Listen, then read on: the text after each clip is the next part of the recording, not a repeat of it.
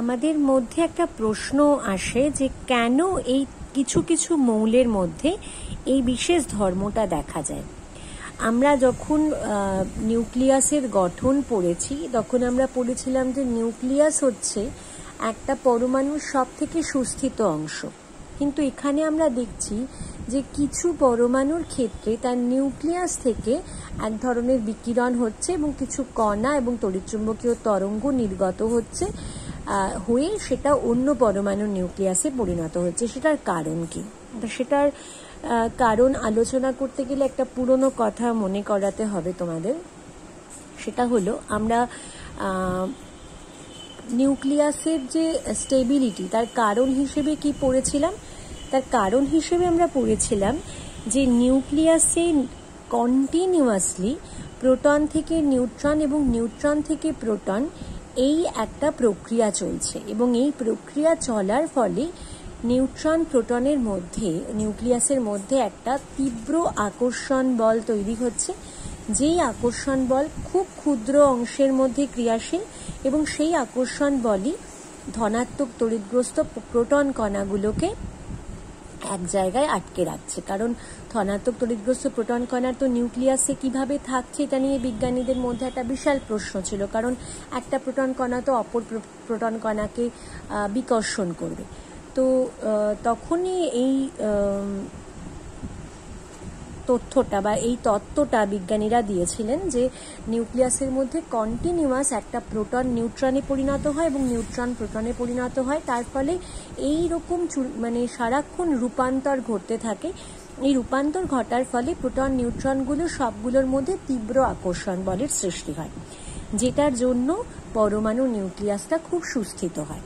এখন যেসব পরমাণুর ভর সংখ্যা বেশ বেশি তাদের ক্ষেত্রে যখন নিউট্রন ও প্রোটনের অনুপাতটা 1.52 বা তার বেশি হয়ে যাচ্ছে তখন দেখা যাচ্ছে যে এই যে নিউট্রন থেকে প্রোটনের রূপান্তরের ঘটনাটা যে ঘটছে সেই ঘটনাটা ঘটার ফলে যে আকর্ষণ বল, সেই আকর্ষণ বল কিন্তু এই প্রোটন নিউট্রনগুলোকে ধরে রাখতে পারছে না।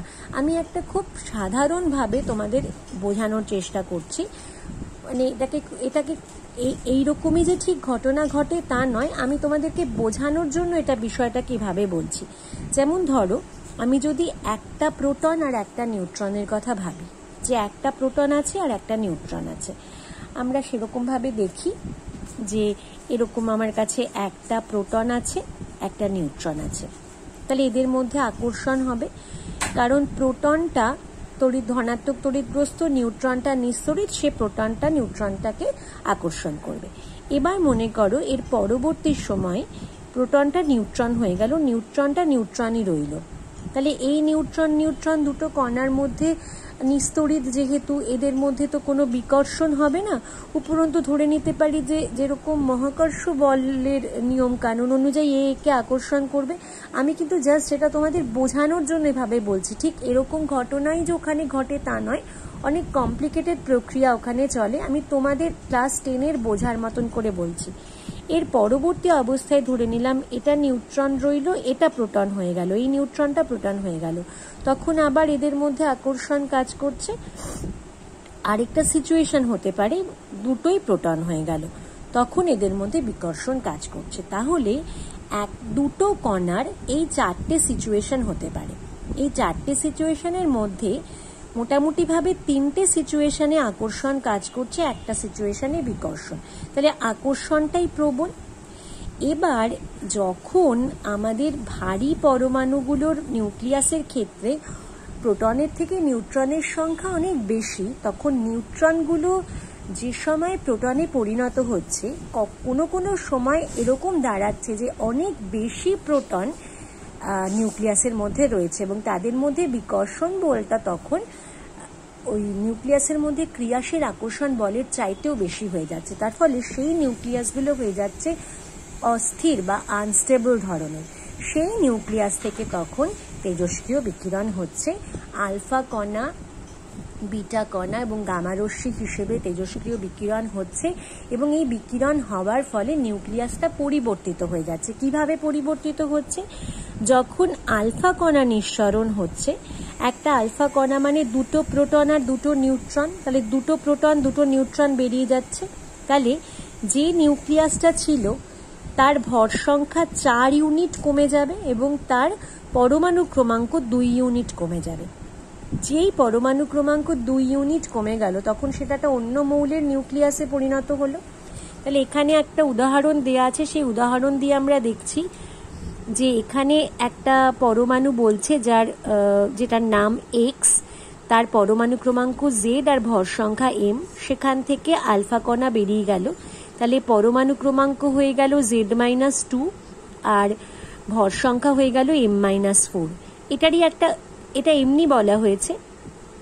আর এটা একটা উদাহরণ দিয়ে দেখানো হলো যে ইউরেনিয়ামের পরমাণু, যার পরমাণু ক্রমাঙ্ক 92 আর ভর সংখ্যা 238, সেখান থেকে যখন আলফা কণা নির্গত হলো তখন পেয়ে গেলাম আমরা পরমাণু ক্রমাঙ্ক 90। তাহলে পরমাণু ক্রমাঙ্ক 90-তে তো এটা আর ইউরেনিয়াম থাকতে পারবে না, এটা হয়ে গেল থোরিয়াম, যার ভর সংখ্যা হচ্ছে 234। তাহলে এইরকম ভাবে এই ইউরেনিয়াম থেকে থোরিয়াম পেলাম, তাহলে নিউক্লিয়াসটা চেঞ্জ হয়ে গেল। এবার থোরিয়াম নিউক্লিয়াস থেকে কি তেজস্ক্রিয় বিকিরণ হবে? হ্যাঁ, থোরিয়ামও একটা তেজস্ক্রিয় মৌল, তাহলে তার থেকেও তেজস্ক্রিয় বিকিরণ হবে, আবার একটা অন্য মৌলের পরমাণু তৈরি হবে। এরকম করতে করতে পরমাণু ক্রমাঙ্ক সমানে কমতে থাকবে। আলফা কণা নিঃসরণের ফলে পরমাণু ক্রমাঙ্ক কমে এবং কমতে কমতে যখন একটা এরকম স্টেজ আসবে যে যেখানে গিয়ে এমন একটা পরমাণুর নিউক্লিয়াস তৈরি হয়েছে যার নিউট্রন প্রোটন রেশিও 1.52 চাইতে কম, তখন গিয়ে তেজস্ক্রিয়তা আর থাকবে না, তখন বিকিরণ বন্ধ হবে। এবার সব সময় কি তেজস্ক্রিয় বিকিরণের ফলে পরমাণু ক্রমাঙ্ক কমে? তা কিন্তু না, সেটা আমরা আবার বিটা কণা নিঃসরণের সময় দেখব। এবার একটা বিটা কণা যখন নিঃসরণ হচ্ছে, আমরা এভাবে ভাবি যে নিউট্রন ভেঙে একটা প্রোটন ও একটা ইলেকট্রন হয়, সেই ইলেকট্রনটা তীব্র বেগে নিউক্লিয়াস থেকে বিটা কণা রূপে নির্গত হয়। তাহলে একটা পরমাণু রয়েছে এক্স, যার পরমাণু ক্রমাঙ্ক জেড এবং ভর সংখ্যা এম, তার থেকে যখন একটা বিটা কণা বেরোবে তখন কি হবে? তখন তো তার নিউট্রন ভেঙে প্রোটন হয়েছে, তাহলে নিউট্রন ভেঙে প্রোটন হয়েছে, তাহলে সেটা আমার ভর সংখ্যা কিছু কমবে না, কারণ নিউট্রনটা ছিল সেটা প্রোটন হিসেবে রয়েছে, কিন্তু প্রোটন হওয়ার ফলে পরমাণু ক্রমাঙ্ক 1 বেড়ে যাবে। তাহলে বিটা কণা নিঃসরণ হলে আমরা দেখতে পাচ্ছি পরমাণু ক্রমাঙ্ক বেড়ে যাচ্ছে। একটা উদাহরণ দেয়া হয়েছে, থোরিয়াম 90 234, পরমাণু ক্রমাঙ্ক 90, ভর সংখ্যা 234, তার থেকে বিটা কণা বেরোনোর পরে এটা প্যালাডিয়ামে পরিণত হয়েছে, কারণ এর পরমাণু ক্রমাঙ্ক হয়ে গেছে 91 আর এর ভর সংখ্যা কিন্তু একই আছে। তাহলে আলফা কণা নিঃসরণের ফলে পর্যায় সারণীতে দুহিতা পরমাণুর অবস্থান মূল পরমাণুর অবস্থান থেকে দুঘর বাঁদিকে অর্থাৎ পিছন দিকে সরে যায়। দুহিতা পরমাণুকে, যে পরমাণুটা ভাঙছে তাকে বলা হয় জনক পরমাণু, আর যেটা তৈরি হয় তাকে বলা হয় দুহিতা পরমাণু। তাহলে দুহিতা পরমাণুটা কি হচ্ছে? তার পরমাণু ক্রমাঙ্ক 2 ইউনিট কম, তাহলে দুঘর বাঁদিকে সরে যাচ্ছে পর্যায় সারণী অনুযায়ী। আর বিটা কণা নিঃসরণের ফলে দুহিতা পরমাণুর অবস্থান মূল পরমাণুর অবস্থান থেকে 1 ঘর ডান দিকে অর্থাৎ সামনের দিকে সরে যাচ্ছে। একে আমরা সডিও ফাজানের সূত্র বলি। এবার হচ্ছে গামা রশ্মি নিঃসরণ। গামা রশ্মি নিঃসরণের ফলে কিন্তু নতুন পরমাণু ক্রমাঙ্ক বিশিষ্ট মৌলের নিউক্লিয়াস তৈরি হয় না। গামা রশ্মি নিঃসরণের ফলে কি হয় সেটা বলছি। আলফা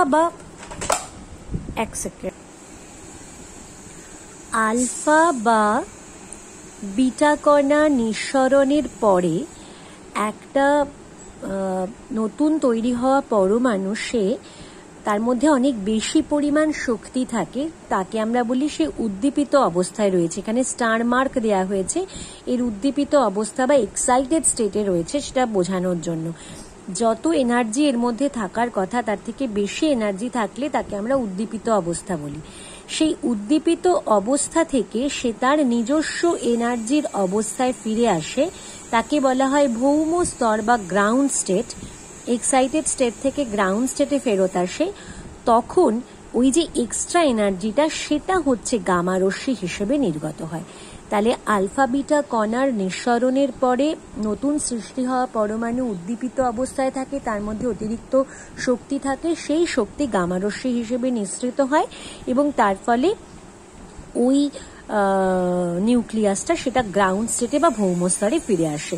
এই হচ্ছে 3 ধরনের রশ্মি নিঃসরণ হলে কি হয় বা কোন অবস্থায় নিঃসরণ হয় সেটা আমরা পড়লাম। এর সঙ্গে একটা গাণিতিক উদাহরণ দেয়া আছে, সেটা একটু দেখে নেব। যে একটা ইউরেনিয়ামের নিউক্লিয়াস থেকে, যেটার কিনা ভর সংখ্যা 238 আর পরমাণু ক্রমাঙ্ক 92, ক্রমান্বয়ে 8টি আলফা কণা ও 6টি এটা বিটা কণা হবে, যাদের ছাপা নেই তারা করে নেবে, বিটা কণা নিঃসৃত হয়ে নতুন মৌলিক পদার্থের সৃষ্টি হয়। তার ভর সংখ্যা ও পারমাণবিক সংখ্যা প্রতীকের সাহায্যে প্রকাশ করো। তাহলে 8টা আলফা কণা নিঃসৃত হওয়া মানে ভর সংখ্যা কমে যাবে 32 ইউনিট।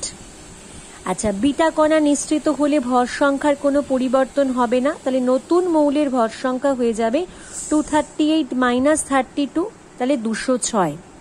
এবার 8টা আলফা কণা নিঃসৃত হলে পরমাণু ক্রমাঙ্ক কমে যাবে 2 ইউনিট করে, টোটাল 16 ইউনিট। আর 6টা বিটা কণা নিঃসৃত হলে পারমাণবিক সংখ্যা বা পরমাণু ক্রমাঙ্ক বেড়ে যাবে 1 ইউনিট করে, অর্থাৎ টোটাল 6 ইউনিট। তাহলে নতুন যে মৌলটা তার পরমাণু ক্রমাঙ্ক কি হবে? 92 ছিল আগে, তার থেকে 16 কমলো, আবার 6 বাড়লো। তাহলে 16 কমে 6 বাড়া মানে টোটাল 10 কমা। তাহলে নতুন মৌলের যে নিউক্লিয়াস তার পরমাণু ক্রমাঙ্ক হবে 82। আমরা জানি সীসার পারমাণবিক সংখ্যা 82, তাহলে নতুন মৌলটা হবে 82 PB 206।